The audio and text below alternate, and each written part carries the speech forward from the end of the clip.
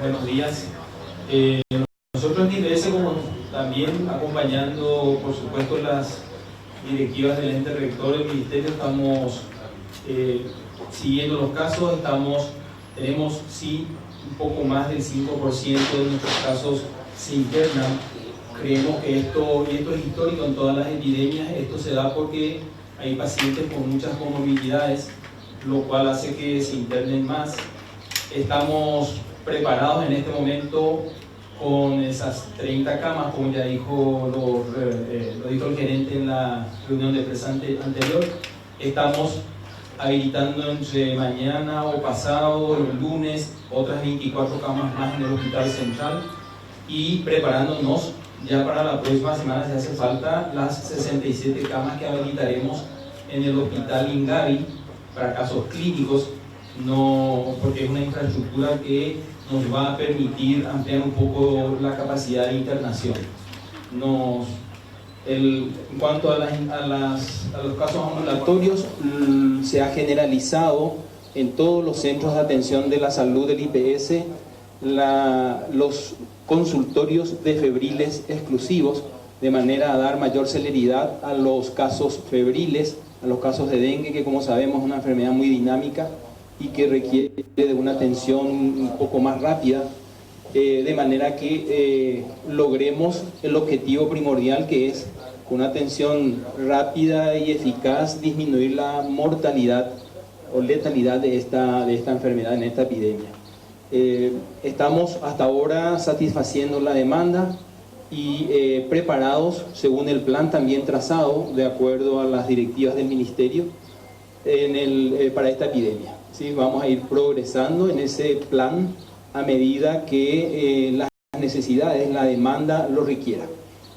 Doctor, ¿cuál es el tiempo de espera aproximado de un paciente que va hasta un IPS? Lo que queremos lograr, y eso está establecido en el RAC que utilizamos, que es un RAC que da un poco de mayor gravedad a los febriles, está como máximo lo que queremos lograr es 1 hora. Pero ahora, ¿cuánto tiempo más o menos? Y depende un poco de los casos también. Hay clínicas periféricas como las de 12 de junio, que es la que atiende a toda esa población más importante, Lambaré, San Vicente, Republicano.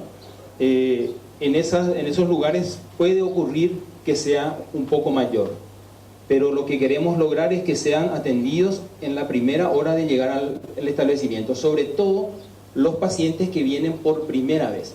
Los controles también, para que los controles puedan esperar un poco más si no tienen ningún signo de alarma. Doctor, a propósito de IPS, ¿se suspendieron las vacaciones de los personales de Blanco viendo la epidemia y si ya se hizo la contratación de los nuevos funcionarios? Sí, existe ya en este momento una resolución del Consejo de Administración del Instituto que conteste también con la resolución del Ministerio de Salud, la entidad rectora. Hemos suspendido también las vacaciones desde el mes de febrero. Y la otra pregunta, perdón. ¿La contratación de los nuevos funcionarios? Sí, estamos contratando recursos humanos, se ha contratado ya una buena cantidad justamente para estos consultorios diferenciados para febriles, que son atendidos. Esos consultorios funcionan de 7 a 22 horas todos los días, incluso sábados y domingos. Y en este momento estamos, esta semana o principios de la próxima, ya vamos a empezar a contratar también recursos humanos para atender este aumento de demanda de internados, es decir, para habilitar las camas que estamos previendo habilitar. Doctor, ¿qué pasa con el hospital de Ingavi, ya que ayer los usuarios denunciaban que solamente había un médico y una licenciada que está trabajando, había gente que esperaba más de 6 a 7 horas? ¿Hay gente que está de vacaciones en ese lugar o falta nada más personal médico para el hospital Ingavi? Eso puede ocurrir en algunas ocasiones cuando yo te puedo casi asegurar de que haya habido solamente un médico y una enfermera es casi imposible. Eso no creo que sea así. Sí puede ocurrir que por la aglomeración de gente, justamente en Ingavi también, otro centro donde hay muchos casos de Fernando de la Mora, San Lorenzo, pueda ocurrir también una espera mayor. Sin embargo, insisto, lo que nosotros estamos haciendo es socializar con la gente, los trabajadores de la salud, de que se priorice la atención de los pacientes con fiebre. Eso es lo que estamos buscando. Por supuesto que puede haber necesidad de ajustar, siempre ajustamos los procesos de manera a lograr el objetivo, que es atención en la primera hora. En todo el sistema de salud, lo que estamos haciendo en todo el sistema de salud es justamente priorizando a nuestros pacientes y clasificando. Todo el sistema de salud está preparado para que cuando llega un paciente sepamos si el paciente tiene signos de alarma y dengue grave. Ayer consultaron nuestro sistema de salud público más de 8.700 consultas, pero solamente mucho menos del 10% de todos los pacientes llegan a internarse. 440 pacientes están internados por dengue, 270 en nuestro sistema público y 170 compartimos con IPS y con los privados. Internados. ¿Cuántos pacientes están en terapia? 14 pacientes están en terapia. Una epidemia significa organizar nuestros servicios y evitar muertes. Lo que tenemos que hacer es evitar muertes. Y nuestro sistema, todo el sistema de salud, está capacitado ¿para qué? Para que en esa espera se pueda clasificar. Porque ¿qué es importante? El 90% de los pacientes que están febriles son pacientes sin ningún signo de alarma. Somos pacientes que no tenemos ninguna comorbilidad, ningún factor de riesgo y que no presentamos clínicamente datos de signos de alarma. A quien hay que priorizar en todas las urgencias de nuestro país es a los pacientes con signos de alarma. Todas las epidemias en el mundo demostraron que si nosotros clasificamos bien a nuestros pacientes, vamos a evitar muertes. ¿Y cómo? El paciente que tiene dolor abdominal intenso y continuo, que tiene vómitos persistentes, que presentó un cambio en su estado mental, significa está con una debilidad extrema, una irritabilidad, o tiene sangrados, son pacientes prioritarios, son pacientes con signos de alarma que en lo que le llamamos RAC, clasificación, son prioritarios. No esperan ninguna hora. Esos pacientes son prioritarios en la atención. El resto de los pacientes son los pacientes que estamos viendo en todos nuestros servicios, que son las consultas.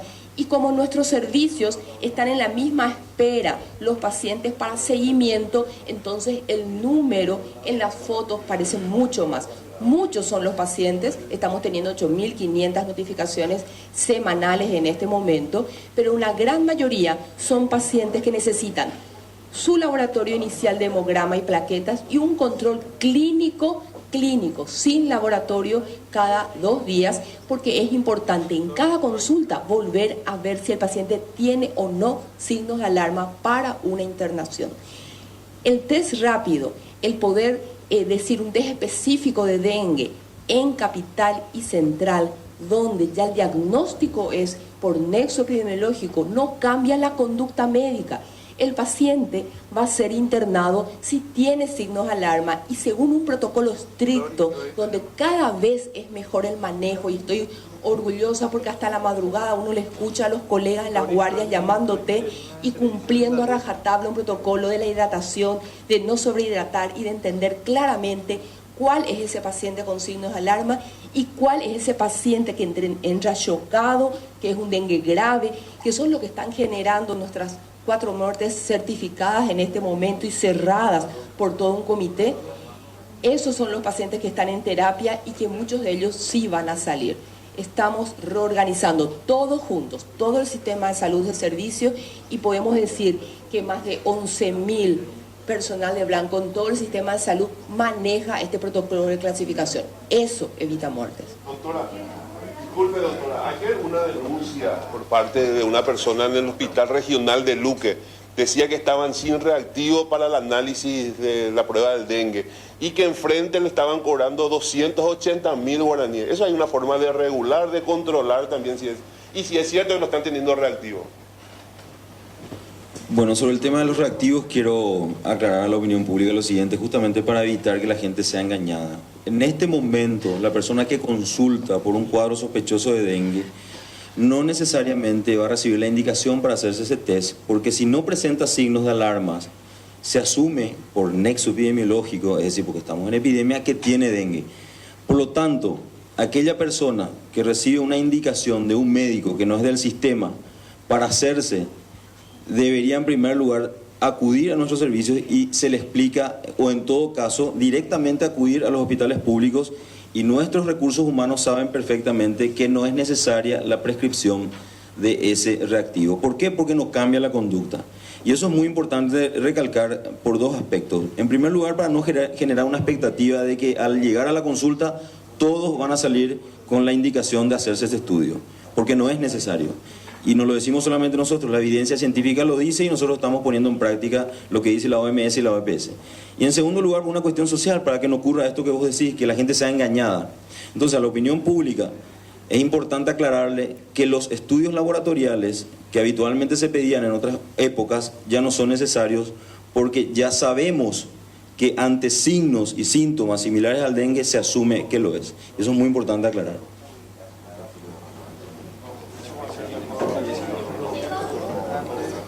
Sobre el punto para agregar, si me permitís, el diagnóstico del dengue es clínico y los estudios laboratoriales se piden a pacientes que ingresan para monitorear la epidemia y también identificar el perfil o el tipo del dengue que entró, para de esa manera epidemiológicamente llevar un registro y controlar.